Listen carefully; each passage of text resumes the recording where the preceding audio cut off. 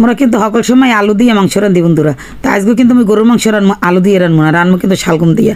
এর লাগে কিন্তু আমি শালগমগুলো একটা সুন্দর করে কুটে লইছি, আর মাংসও কিন্তু ধুয়ে লইছি। ধুইয়ে আন কিন্তু দিয়ে দিলাম এলাচ, দারচিনি, লং, আর দিলাম হলদির গুঁড়া, মরিচের গুঁড়া, পরিমাণ মতো নুন, দিব আদা রসুন বাটা, সব কিন্তু দিয়ে আমি সুন্দর করে হাতে মাখিয়ে লুম। হাতে মাখিয়ে লওয়ার কারণ হয়েছে এইটাই, আর কিন্তু কাঁচামরিচ ফেরেও দিয়ে দিছি।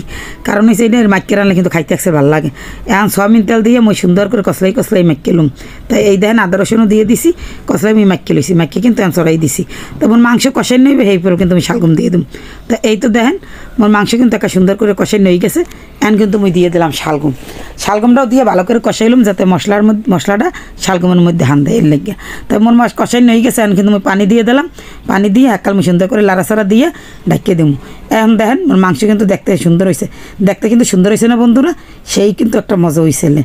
দেখতে যেমন সুন্দর হয়েছিল বন্ধুরা, খাইতেও কিন্তু চমৎকার একখান স্বাদ হয়েছে।